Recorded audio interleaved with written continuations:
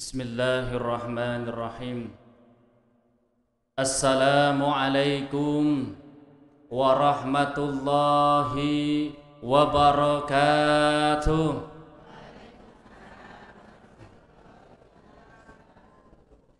Alhamdulillahi rabbil alamin. Ashhadu an la ilaha illallah wa ashhadu anna Muhammadan abduhu wa rasuluh.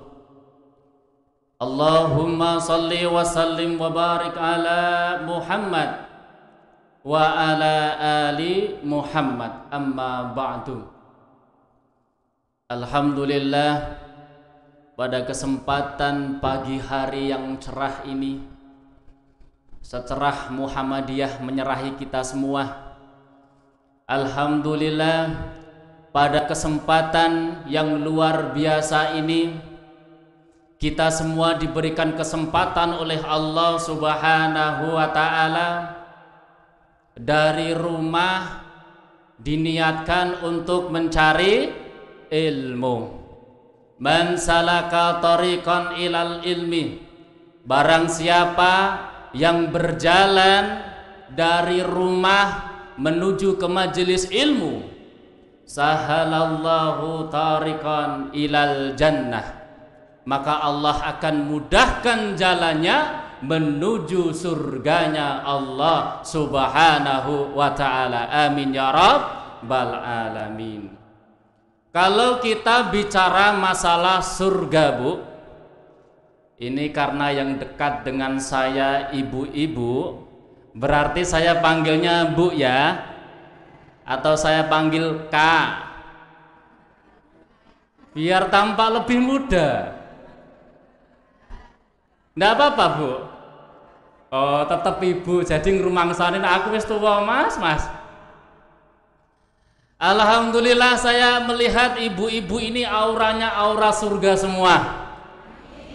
Yang bapak sana walaupun di kegelapan, di dalam masjid sana juga terpancar aura-aura surganya. Amin ya Rabb.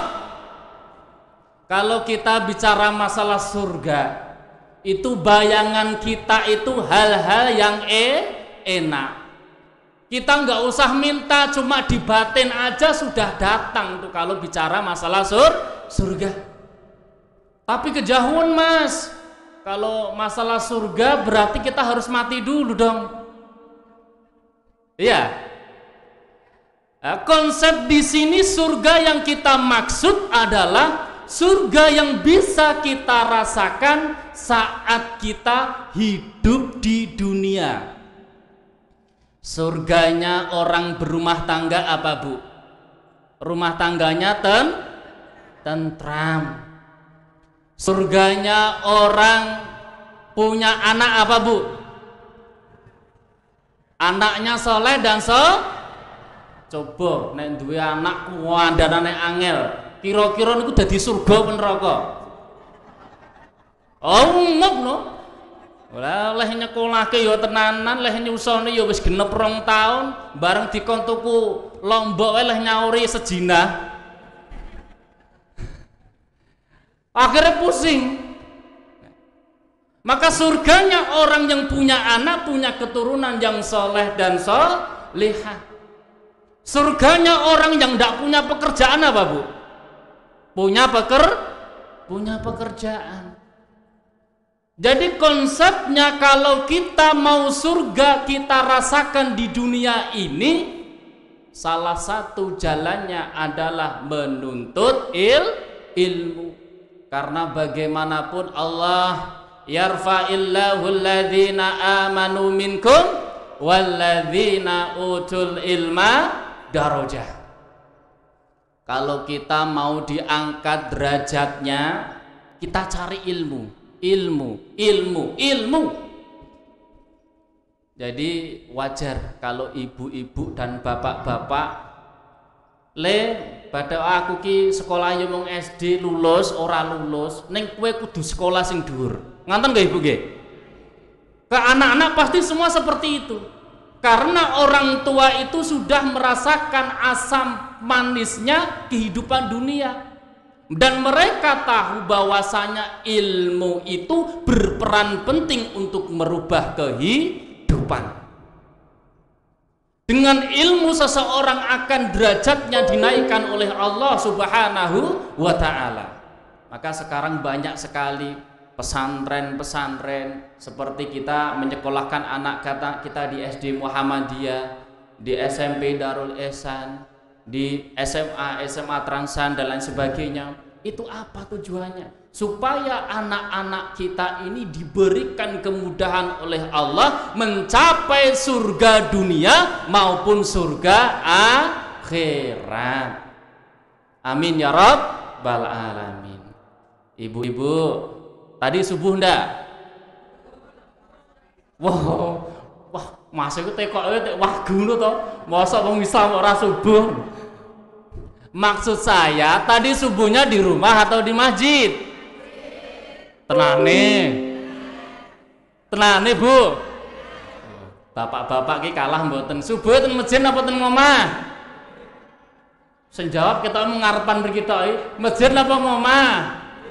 Oh, alhamdulillah. Neng cek etes bubuke, Pak. Masjid napa peh cedak niki dadi krungu kula rumangsa kula tek banter nggih teng masjid. Bu. Basyiril masyaina fid dulam ilal masjidi bin nuri tam yaumal qiyamah. Kata Rasul, orang-orang yang berjalan menuju masjidnya Allah di tengah kegelapan malam, maka baginya diberikan cahaya ketika di hari kiamat. Walah, rembukannya tik kiamat nih Mas, medin-medini Mas wis. Ojo kiamat ya Mas. Nah, ojo kiamat, ojo kiamat. Yang jadi persoalan Ibu Bapak, kiamat itu kalau kita tafsirkan secara letelek, itu terjadinya guncangan dunia dan lain sebagainya. Tetapi kiamat bagi kehidupan kita itu adalah ketika kita punya masalah. Kalau kita punya masalah itu hati guncang enggak Pak? Hatinya gelisah enggak? Hatinya susah enggak? Bisa disebut kiamat itu? Bisa. Jadi nafsirnya tidak usah jauh-jauh. Karena kalau kiamat besok, insya Allah kita nggak akan mengalami semua. Amin. Ya kan, doa Rasul, jangan sampai umatnya mengalami kiamat. Jadi ini insya Allah mati kabeh karena sangat sungguh dahsyat itu. Sungguh dahsyat sekali kalau kiamat kubro itu sangat sungguh dahsyat sekali. Yang kita maksud di sini bin nuritam yaumal qiyamah. Kalau ibu dan bapak kita semua rajin berjalan menuju ke masjidnya Allah Subhanahu wa ta'ala untuk melaksanakan sholat subuh berjamaah, janji Allah maka akan diberikan cahaya. Orang kalau punya masalah itu wajahnya betutut kaya napa Pak? Kaya gombalmu kiyo jare Bude. Ayo nggih kok, wong biasane wong kowe tok nek duwe masalah napa mleh delalah rung mangkat kerja duwe masalah karo bojone, teko kantor koncone delok-elokne. Niku ya nek wonge. Enten nggih ya? Iya jek urip niku. Lah jek urip, Pak. Wis marake gawe peteng-peteng mawon. Nah, ketika kita ada masalah, itulah kegelapan, Pak. Itulah kegelapan yang dimaksud. Nah, ketika kegelapan tersebut, maka Allah datangkan bin nuritam yaumal qiyamah. Allah akan datangkan cahaya. Allah akan datangkan petunjuk. Coba kalau kita berjalan di tengah gelapnya malam, di dalam gua, mata kita tutup bisa ngelihat enggak? Wis rasah dodo ning gua. Misalkan oglangan ngono wae ning omah. Ya ta, oglangan ning omah niku wis rumangsane sendok ya jebule garbu, rumangsane gelas ya jebule irunge pake. Oh, wis mulah malih to. Wis karep-arep golek lilin malah nunjangi ngendi-ngendi, nggih mboten? Gambarannya sepele aja. Kalau ketika mati lampu di rumah, oglangan bingung ra duwe genset, ra duwe lilin, cah cilik-cilik padha geger, Pak Bu, oglangan piye? Akhirnya Pak Mboke bingung. Nah pun bingung dheweke mlayu-mlayu golek solusi pengen golek lilin. Kalau dia lari-lari golek lilin pengen bentang padang biar cepet padang, akhirnya nabrak ya apa-apa. Begitu juga hidup, Pak. Begitu juga hidup kita. Kalau kita punya masalah di kehidupan kita, justru kita malah repot cari solusi. Biasa kan kalau orang punya masalah, wah piye ki solusi nih, piye ki solusi nih, bingung golek solusi, nabrak Pak. Sok malah kena masalah liyane, sok malah kena masalah liyane. Allah itu menyuruh kita ista'inu bil sabri wassalat. Kalau Anda punya masalah, minta tolonglah kepadaku Allah bisabri, dengan sabar dan sholat. Kalau pola pikir manusia biasa, kalau cari solusi, wis piye carane solusi. Tapi itu bukan. Maka di sini saya akan menyampaikan sedikit menjadi inspirasi kita semua, yaitu bagaimana diri kita ini menjadi magnet rizki. Magnet itu apa, Bu? Lah besi ke lo Mas, besi glundang-glundung ke lo magnet iki. Napa besi? Besi. Magnet itu sifatnya apa? Menarik. Bagaimana diri kita ini menjadi pribadi yang menjadi magnet rezeki. Ibaratnya wis rasah polah nyandi-nyandi rezeki wis teko dhewe. Poyo enek Mas dhewe wangi nubrak takur, bulung kuming, awan dienggo bengi-bengi dienggo awan ya cek semene-semene wae. Ngono ya enten. Oh enten kathah Pak tunggale gitu. Nah, ini bagaimana konsep barat konsep budaya barat ketika kita terapkan di kehidupan yang harusnya kita punya pedoman Quran dan hadis, justru kita tinggalkan. Loh, maksudnya piye Mas? Berarti awak iki untuk nyambut gawe? Oh, ndak. Kerja harus. Yang kita maksud di sini itu adalah bagaimana pribadi kita ini menjadi magnet rizki. Kita bekerja ala kadarnya, tetapi kerja keras untuk beribadah. Maka yang menjadi landasan dalam ilmu magnet rezeki ini adalah di dalam surat Al-Imran. A'udzu billahi minasyaitonir rajim. Fataqabbalaha rabbuha biqabulin hasanin wa atba'a wa ambataha nabatan hasanan wa kaffalaha Zakaria kullama dakhala 'alaiha Zakaria al-mihrab wajada indaha rizqa qala ya Maryam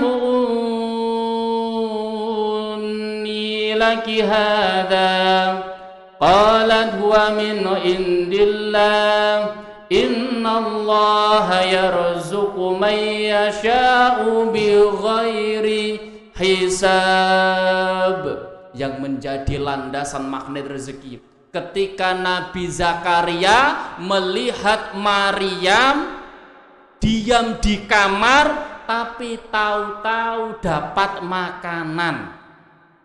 Tuh aneh toh.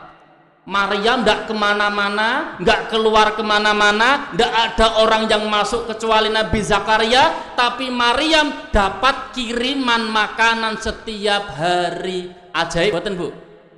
Ajaib dah. Ajaib no, awak dhewe ra ning ngendi-ngendi wis entuk kiriman. Ya kaya niki, kula dereng nyuwun wis entuk wedang. Oh niku ya ajaib, tapi diatur kok Mas, ya engko sik diterangke alon-alon. Ajaib Pak. Ketika Maryam duduk menyendiri di mihrabnya, di kamarnya, tahu-tahu ada hidangan yang sudah cemepak. Nabi Zakaria bertanya kepada Maryam, "Wahai Maryam, ini makanan dari siapa? Nggak ada yang masuk ke sini kecuali saya, sedangkan saya tidak mengirim makanan." Lantas Maryam menjawab, wahai Nabi Zakaria, ini makanan dari Allah Subhanahu wa ta'ala. Lantas seorang nabi gumun iki. Jadi heran, loh kok bisa ya? Sedangkan saya yang sudah tua renta umur 90 tahun belum diberikan keturunan. Sedangkan saya yang sudah 90 tahun belum diberikan keturunan dan istri saya mandul. Kira-kira bisa ndak, Bu? Sing lanang wis tuwek 90 tahun, sing setri mandul. Saged apa mboten? Tenane. Tapi beda dengan Nabi Zakaria. Nabi Zakaria, hunalika da'a Zakaria rabbah qala rabbi habli min ladunka dzurriyyatan thayyibah innaka sami'ud du'a. Nabi Zakaria memohon kepada Allah, wahai Maryam, piye caramu, bagaimana caranya kok bisa Allah mengirimkan makanan, mengirimkan rezeki kepadamu setiap hari sedangkan engkau tidak kemana-mana. Lantas seorang nabi berguru kepada Maryam, tanya kepada Maryam. Lantas Nabi Zakaria sholat di mihrabnya Maryam. Nabi Zakaria berdoa, ya Allah, karuniakanlah aku anak ya Allah, karuniakanlah aku keturunan yang soleh dan solehah ya Allah. Lantas apa jawab Allah? Allah memberikan jawaban, dikabulkan, dikabarkan oleh malaikat, kamu akan diberikan keturunan yang soleh dan dia akan menjadi nabi. Lantas Nabi Zakaria heran di dalam surat Al-Imran ayat 40, qala rabbi anna yakunu li gulamu wa qad balaghaniyal kibaru wa imraati aqir qala kadzalika Allahu yaf'alu ma yasha. Allah itu kalau sudah mengabulkan doa seorang hamba tidak ada yang bisa menghalangi. Walaupun kamu sudah tua renta, istrimu mandul, kalau Allah berkata innama amruhu idza arada syai'an ayyaqula lahu kun fayakun. Kalau Allah berkehendak jadi, maka jadi. Nabi Zakaria diberikan keturunan oleh Allah. Ini landasan magnet rezeki, Mas. Itu kan nabi, Mas. Kita kan manusia biasa. Masa iya bisa sih, Mas? Bisa ndak? Tenang, Allah masih kasih penjelasan, Ibu Pak. Allah itu kalau sudah menuliskan firman-Nya di dalam Quran, pasti ada makna tersirat dan tersurat di dalamnya. Ketika Nabi Ibrahim tidak mempan dibakar, apinya jadi dingin. Ketika Nabi Daud bisa membengkokkan besi. Ketika Nabi Muhammad jari jemarinya bisa mengeluarkan susu. Apakah cerita-cerita itu hanya kita dengar saja? Tidak. Justru cerita-cerita itu bagaimana Allah menitipkan pesan di dalam Quran.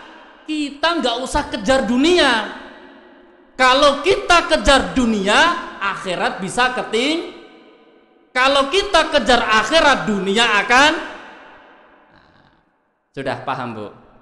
Insya Allah nggih. Nah, sik Mas belum paham kok, gak cetha Mas omonganmu, aku malah bingung dhewe. Piye iki maksudnya? Berarti pokoknya aku intine ra entuk nyambut gawe engko sik. Niki kula terangne riyen. Nah, di dalam surat An-Naml Allah menyebutkan lagi, kalau pengen bukti ini, itu kan Nabi, Mas. Nabi bisa, Nabi dikasih mukjizat. Lah kita manusia apa ya bisa? Dalam surat An-Naml disebutkan, qala ya ayyuhal mala'u ayyukum ya'tini bi'arsyiha qabla an ya'tuni muslimin. Ketika Nabi Sulaiman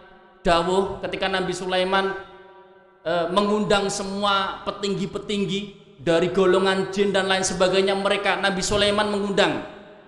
Lantas Nabi Sulaiman mengatakan, siapa yang bisa mengangkat singgasana? Siapa yang bisa mengangkat singgasana itu secara cepat?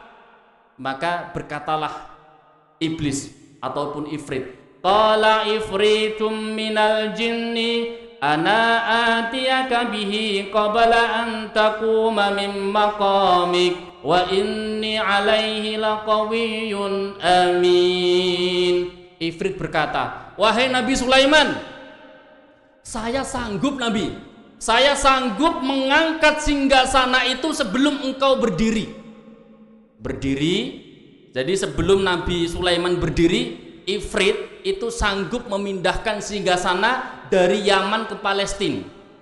Mau pindah ke singgasana, mau geser ngono ae gampil. Lah niki dari Yaman ke Palestina, Pak. Jaraknya sekitar 1100 kilo. Kalau naik pesawat berapa jam itu? 2 jam.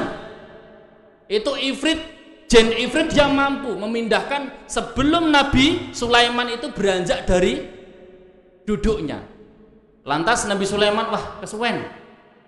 Lantas di dalam ayat berikutnya, qala alladzi indahu ilmum minal kitabi ana atika bihi qabla ayyartadda ilaika tarfuk.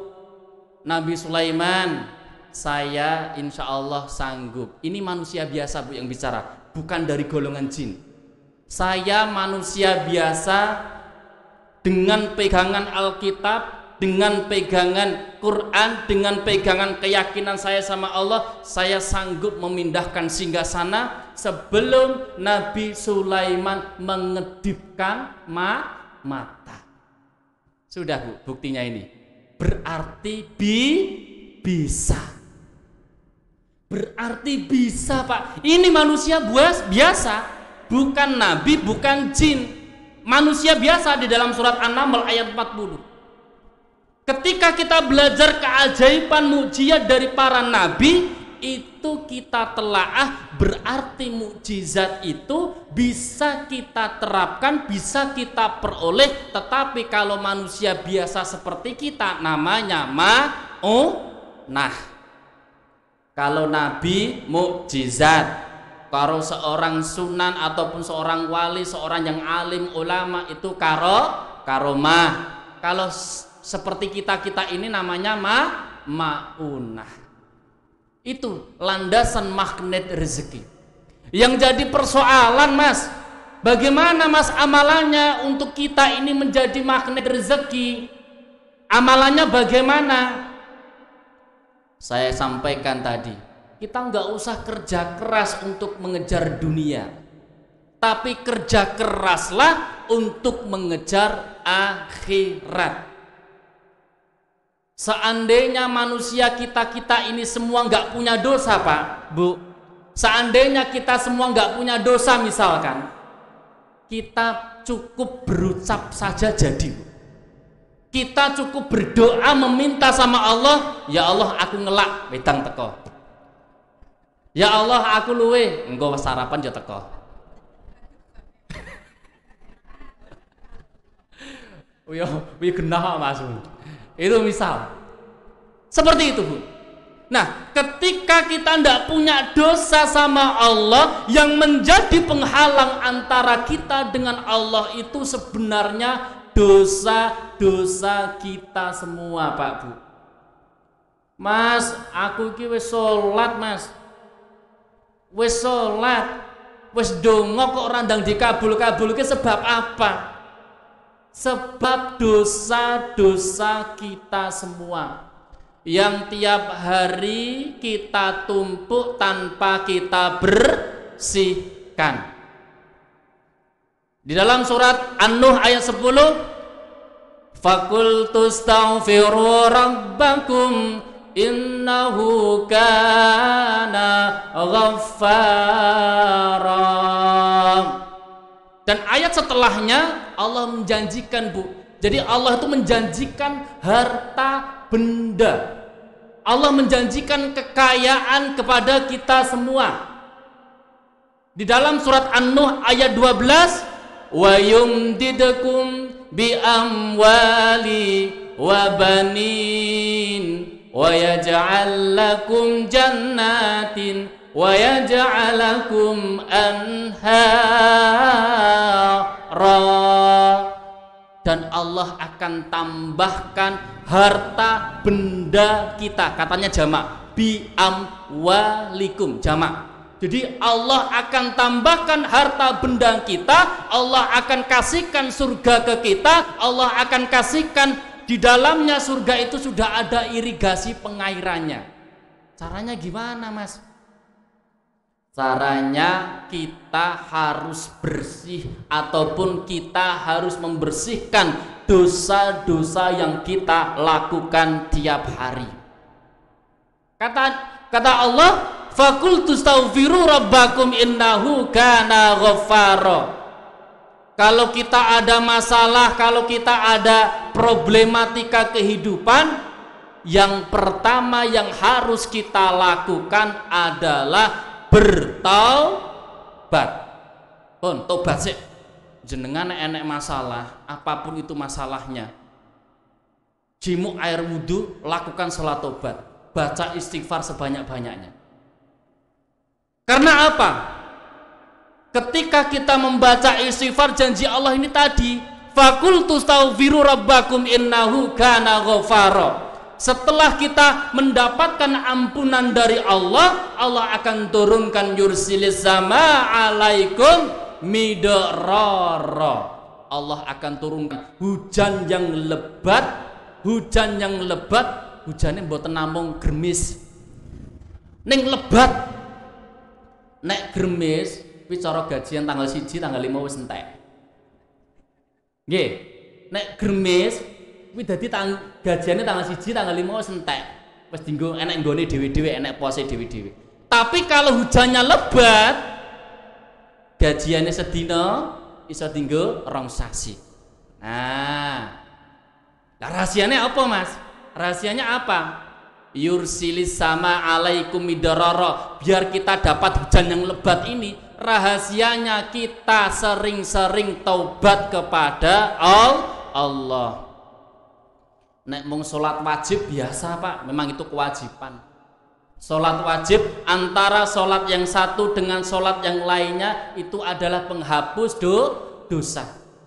Jadi kalau kita melakukan sholat wajib setiap harinya itu adalah penghapus dosa, itu kewajiban, biasa dong. Tetapi hal yang luar biasa adalah ketika kita selalu bertobat kepada Allah. Dungo kurang dan kabul-kabul, Mas. Sebab ayo introspeksi. Dalam 10 hari terakhir ibu-ibu ngerasani tonggo wis ping pira? Ayo jujur. Oke nggih. Padahal ngerasani itu termasuk dosa besar. Gosip, ngerasani fitnah termasuk dosa besar. Secara tidak sadar kita sudah menumpuk dosa, kita sudah membangun tembok, kita sudah membangun perisai antara kita dengan Allah. Sehingga ketika kita sudah bangun perisai, kita bangun tembok, kita berdoa sama Allah, kita sholat wajib ajek ning ora ndang dikabulke sebab ada perisai, ada tembok, dan kita tidak menyadari perisai itu. Makanya saya kalau di rumah itu kan ada buka jadwal jam konseling. Biasanya saya buka habis asar. Banyak orang cerita ke saya. Ada cerita ke saya, Mas, aku duwe masalah, Mas. Surahku ngeluh banget. Aku mumet banget, piye Mas uripku iki, Mas? Aku dioyak-oyak polisi. Lah piye iki terusan?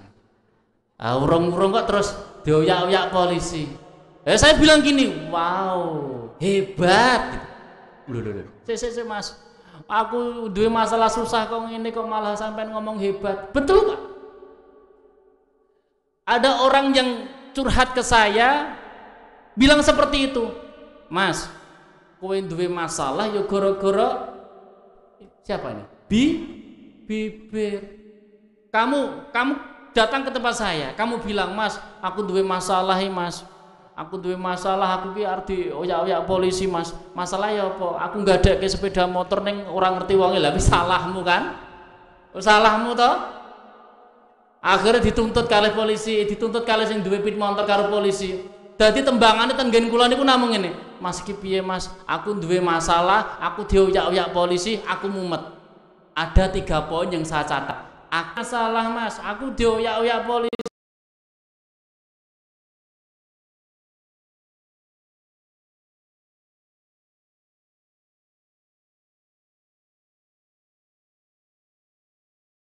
Mas, aku mumet. Bolak-balik diomongke ngono kuwi. Ya wis kedadian tenan. Masalah randang rampung-rampung, dioyak-oyak polisi tenan, ya mumete tambah-tambah terus. Nah, kekuatan ini Pak, kekuatan bibir ini mempengaruhi pola pikir kita Pak. Podo-podo leh ngomong mbok yo sing apik. Kamu dicari polisi berarti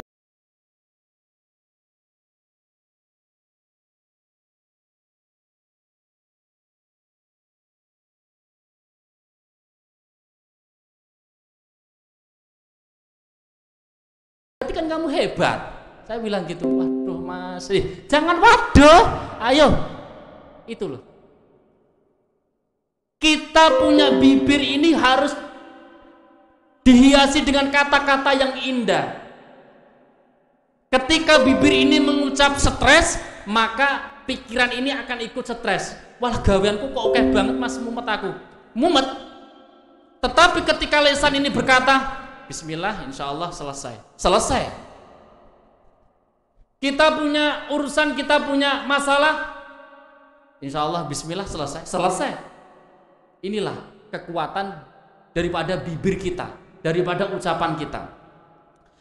Maka di sini yang pertama tadi amalannya ini, kalau memang tadi malam saya juga memberikan kajian akbar di Masjid Karangtengah Masjid Raya As-Salam tadi malam. Materinya juga ini saya sampaikan, kalau mengkaji materi magnet rezeki memang tidak cukup kalau cuma 1 jam. Biasa kalau saya menyampaikan 3 hari baru selesai materi ini. Purun Bu, 3 dino.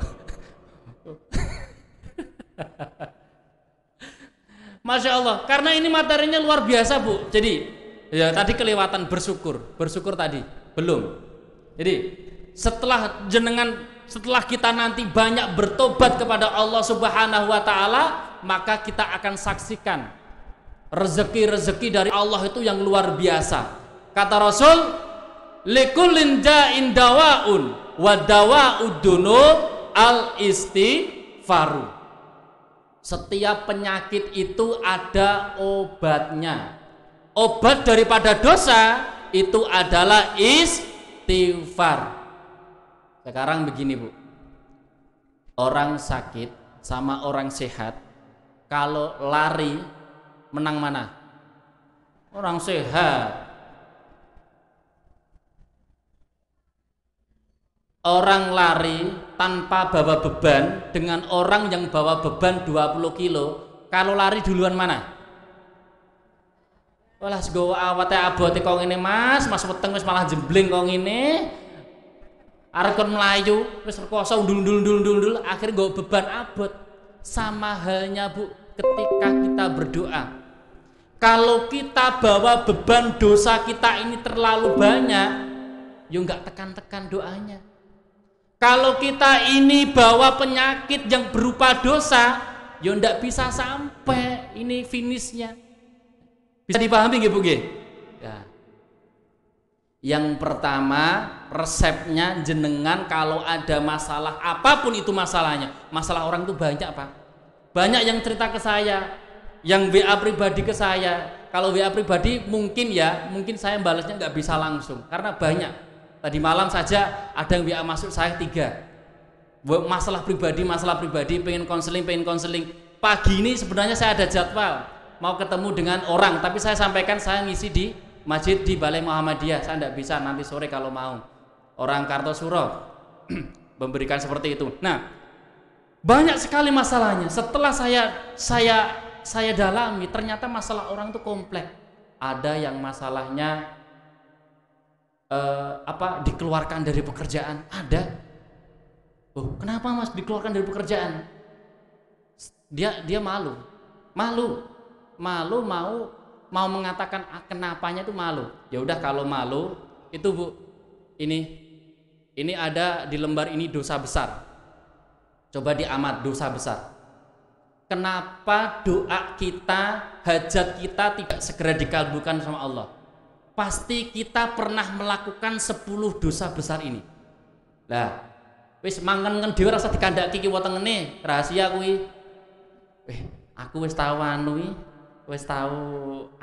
ya ampun, wis di introspeksi dhewe. Itu saya sodorkan. Mas, pernah melakukan 10 dosa besar ini? Baru baca dia sudah nangis ke pangkuan saya, Bu, cowok orangnya. Mas, piye Mas, astagfirullahaladzim. Lho piye iki? Lah kok urung-urung nangis iki piye kan gitu. Lah piye Mas, aku ki piye Mas? 10 ki wis kabeh Mas. Waduh. Ruwet lho ini urusane. 10 pun kabeh, Pak. Syirik wis, ninggalke salat wis, durhaka karo wong tuwa wis, zina ampun, harta haram pun kabeh wis dilakoni. Wah, iki berarti resepe iki kudu overdosis niki kan. Resepe kudu gede nih. Oh Mas, kalau 10 sudah tenang Mas. Allah itu Maha Pengampun.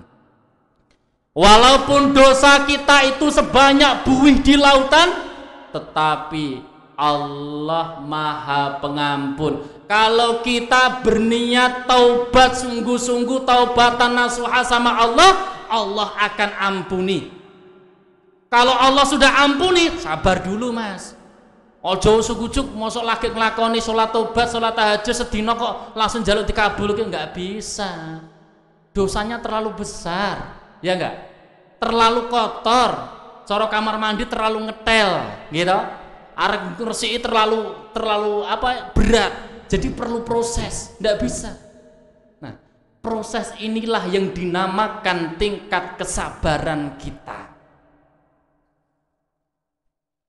Ketika hajat kita mau dikabulkan sama Allah, Allah itu tidak memberikan rezeki kepada kita itu dalam wujud kesenangan saja. Ketika kita mau dinaikkan derajat kita, ketika kita mau diberikan rezeki oleh Allah, terkadang Allah itu membungkus rezeki itu dengan masalah. Jadi ketika jenengan semua sudah istighfar, sudah sholat tobat, sudah sholat tahajud, sholat subuh berjamaah di masjid, kok tiba-tiba ada masalah? Tenang, di balik masalah itu Allah akan angkat derajat kita semua. Sekarang tak kasih contoh. Ini saya punya permen di kantong, di saku celana saya. Permen ini ada 2. Yang satu itu permennya sudah dilepas bungkusnya. Kira-kira nek jenengan tak kasih permen udohan gelem napa mboten? Oh, ra gelem toh. Sekarang saya punya satu permen lagi yang masih utuh bungkusan. Mau ndak? Mau. Terus kalau mau makan dibongkar ndak bungkusnya? Loh karepe piye toh? Lah jare ndek mau tak kei wis tak uncekke permene kok ora gelem, bareng ki njaluk sing adan gelem. Oh beda jare bune, beda. Ternyata Bu, manusia ya seperti itu. Manusia seperti itu. Yang diharapkan permennya, di dalam permen kenikmatan manisnya permen ini ada bungkusan. Disitulah masalah. Dirobek dulu baru dimakan. Contoh malih, jenengan biasa kirim COD ataupun kirim paket barang. Misalkan jenengan nanti di rumah dapat paket gitu, siap gitu. Kira-kira nek paketin iku pun uduhan gelem nampa mboten? Ora gelem. Njaluke sing jek adae rong terbongkar. Itulah. Kalau kita pelajari hal yang seperti itu, berarti di dalam manisnya permen, di dalam indahnya paket, kita harus siap menerima masalah. Siap menerima masalah. Saya cerita Bu, saya pribadi. Contoh, kenapa saya cerita pribadi? Fa amma bi ni'mati rabbika fahaddits. Kalau engkau dapat nikmat dari Allah, ceritakan.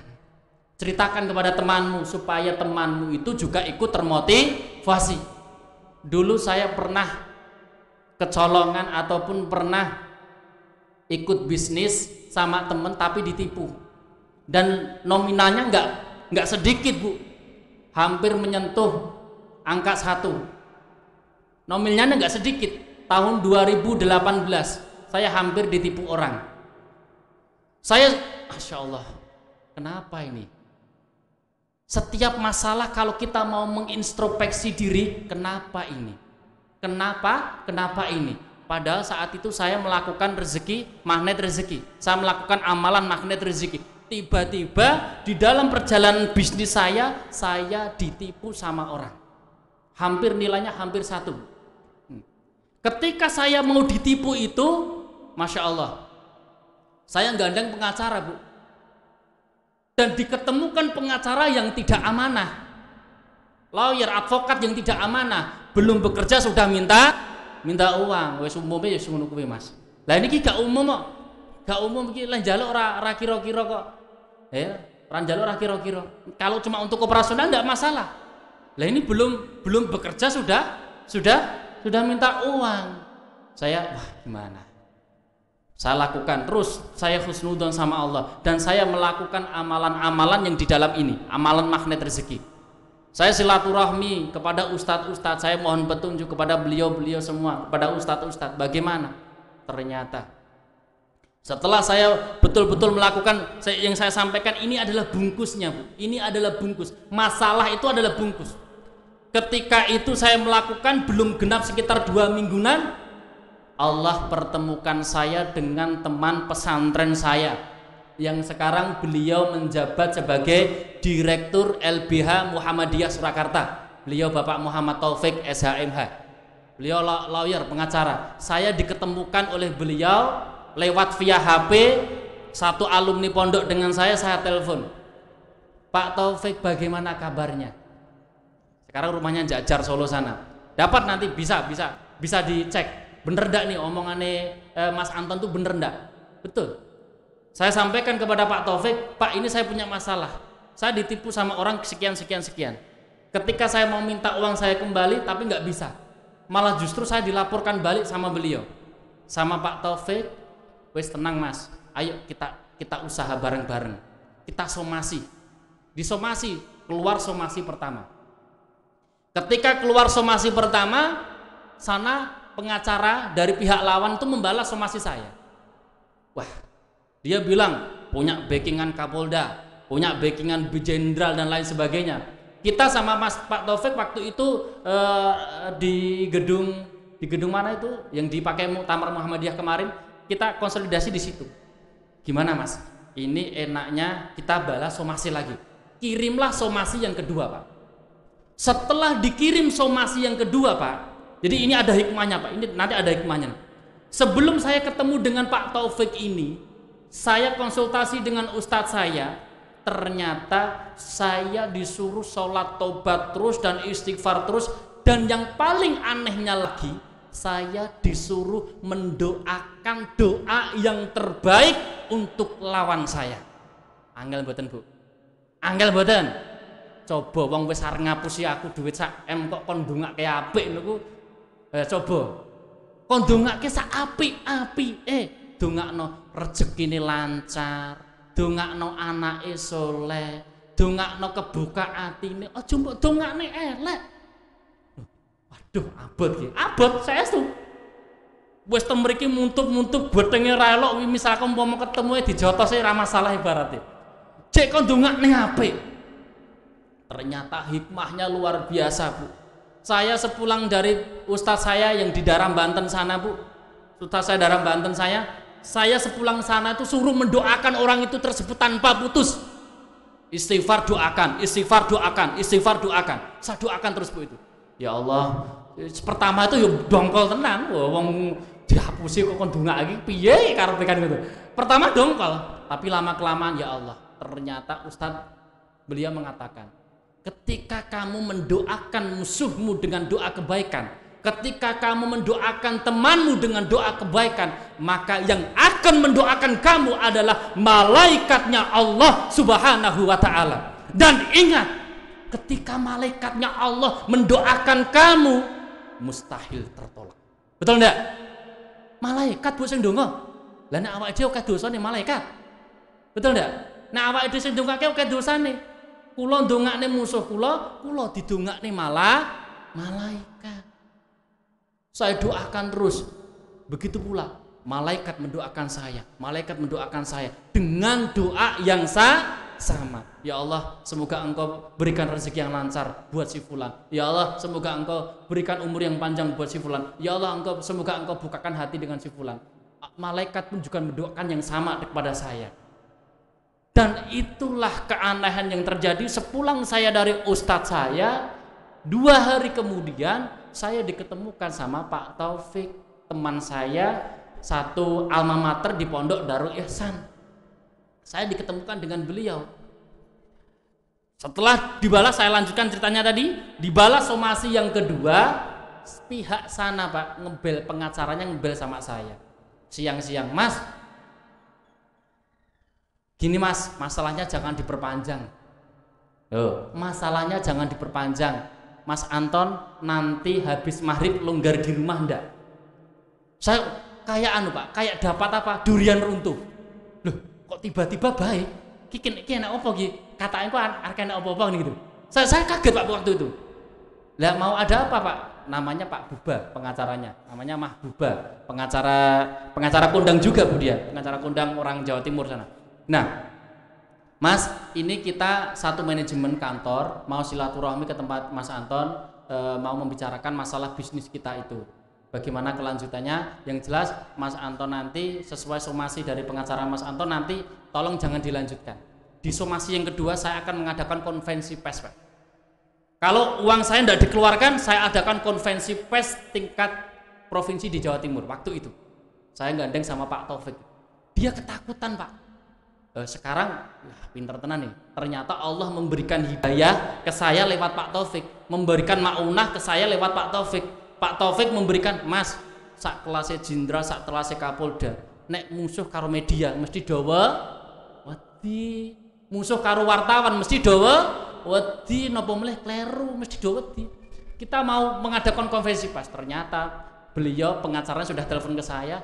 Habis maghrib kita ketemuan di rumah makan Roso Joyo samping SI. Dan di situ mereka naik Pajero itu bawa tas koper uang disediakan tanpa dipotong sepeser pun Pak. Masya. Padahal itu uang sudah kotot-kototan, sudah nggak mungkin dikembalikan ke saya. Dan saya sudah bingung ini gimana ini uang. Gimana kalau nggak dikembalikan ini?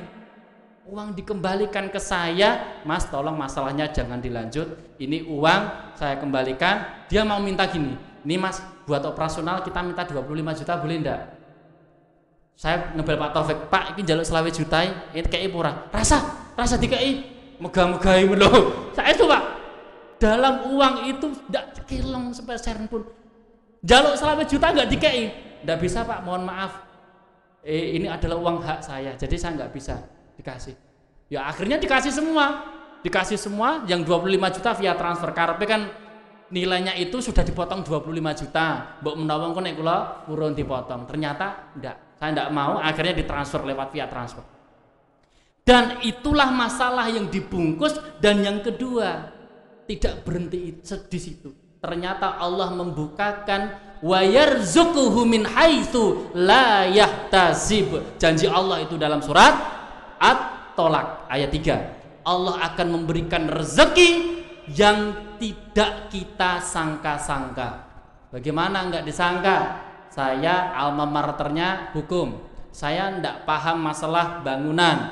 Saya enggak paham masalah properti. Tapi Allah perkenalkan bisnis properti kepada saya. Lewat siapa? Lewat seseorang yang Allah kirimkan ke saya. Jalarannya sepele Pak. Saya nawari tanah, ya kan? Nawari tanah buat beliau beli, tetapi malah beliau artak nggopo Mas tanah kan gitu. Akhirnya apa? Ya wis Mas tak tuku ning garapen. Pripun Pak? Tak tuku ning garapen. Lah kula mboten ndek modal, ya tak modali. Loh. Masya Allah. Di sini Pak, wa yarzuquhu min haitsu la yahtasib. Allah akan berikan rezeki tanpa disangka-sangka.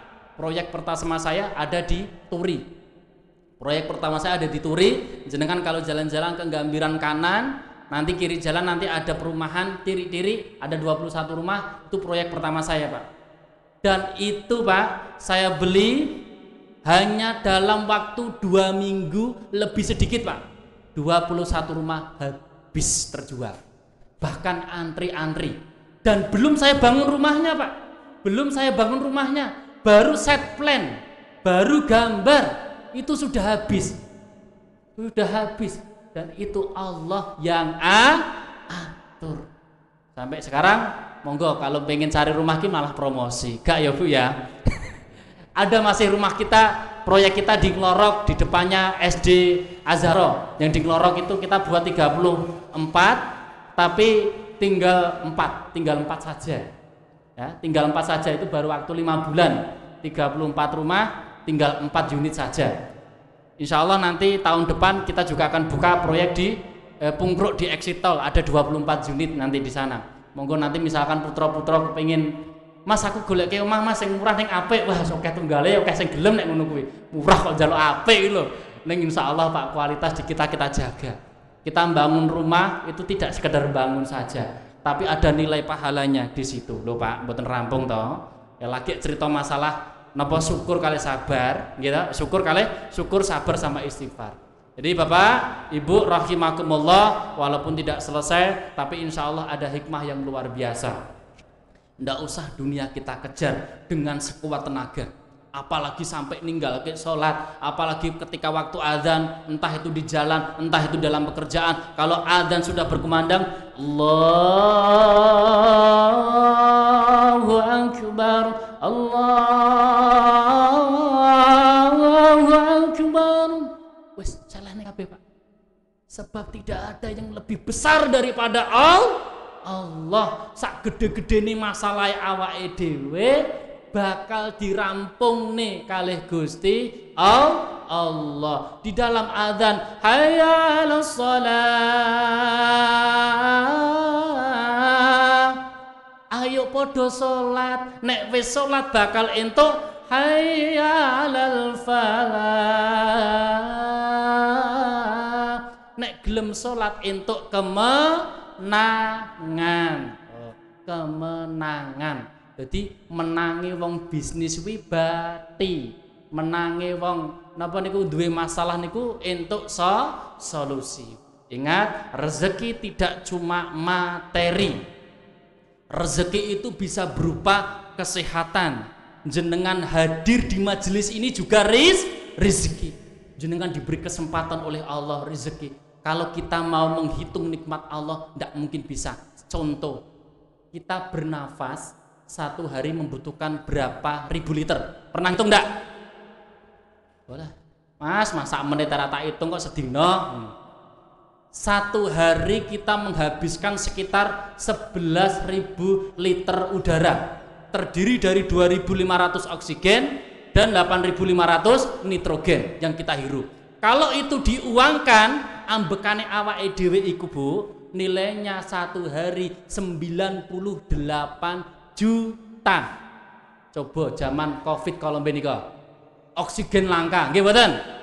Oksigen larang, sak tabung niku regane 240, dadi langka, dadi larang. Itulah kita merasakan kenikmatan. Ketika orang bilang ke saya, ada yang curhat ke saya, Mas, aku ora duwe modal, Mas arep nyambut gawe. Loh, ora duwe modal piye to? Dimodali Gusti Allah triliunan kaya ngene kok. Coba nek misal sampean tak kei duit 2 miliar, ning tangane sampean tak jimuk utawa sikil sampean tak jimuk, gelem ora? Purun mboten? Ya, ora gelem to. Berarti modal sing paringi Gusti Allah niku pun kathah sangat.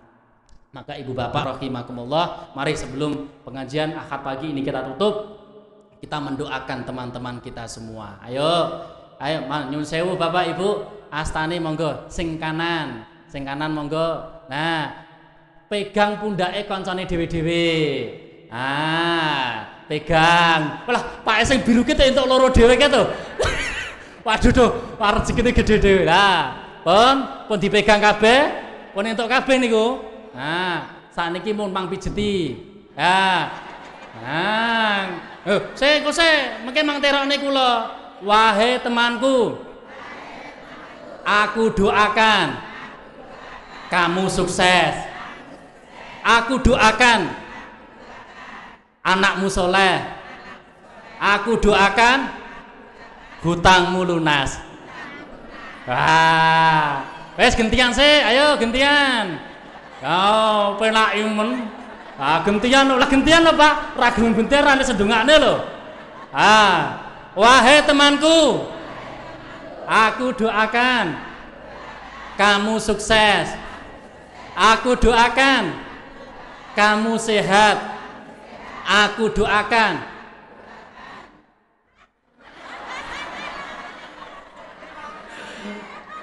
hutangmu lunas. Amin amin ya rabbal alamin. Alhamdulillahi rabbil alamin. Terima kasih Ibu Bapak rahimakumullah. Alhamdulillah saya diberikan kesempatan untuk mengisi di Balai Muhammadiyah ini. Saya kembali ke kampung halaman, Bu. Asli saya juga Masaran Kulon. Alhamdulillah saya diberikan kesempatan. Di sini banyak ustadz-ustadz saya yang mengajari saya Iqra, yang mengajari saya mengaji. Banyak sekali ustadz-ustadz saya di sini. Ada Bapak Kiai Markom, ada Bapak Kiai Marjuki, ada Bapak Kaswadi, ada Bapak Rusmanto. Semua ustadz-ustadz saya semua itu. Alhamdulillah semuanya diberikan kesehatan. Mari kita berdoa kepada Allah Subhanahu wa taala. Semoga Allah Subhanahu wa taala mendengar doa kita. Man sholat ghodata fil masajid fil jamaah, barang siapa yang sholat subuh berjamaah di masjid, ya dah, summa qa'ada, kemudian dia duduk, yadkurullah, mengingat kepada Allah, hatta tatlu asyamsi, sehingga munculnya matahari, summa sholat rakaatain, kemudian dia sholat 2 rakaat, kanat lahu ka ajri hajjata wa umrah, maka pahalanya seperti haji dan umrah. Jadi misalkan kita belum diberikan kesempatan oleh Allah untuk tindak haji mergo diulur-ulur karo pemerintah mergo Covid, rasah pesimis, enten amalan sanesipun. Amalannya awake dhewe cukup duduk ketika sholat subuh munculipun srengenge dikiripun wonten niki cuplikan mawon dikir pagi niku enten kathah. Nah itu insya Allah pahalanya juga sama seperti haji dan umroh. Qala Rasulullah sallallahu alaihi wasallam, tammah, sempurna. Mari kita berdoa kepada Allah Subhanahu wa taala. A'udzubillahi minasyaitonir rajim. Bismillahirrahmanirrahim. Allahumma shalli wa sallim wa barik ala sayyidina wa nabiyyina Rasulillah Muhammadin sallallahu alaihi wasallam. Alhamdulillahirabbil alamin. Allahumma ufir lil muslimina wal muslimat walil mu'minina wal mu'minat al ahya'i minhum wal amwat.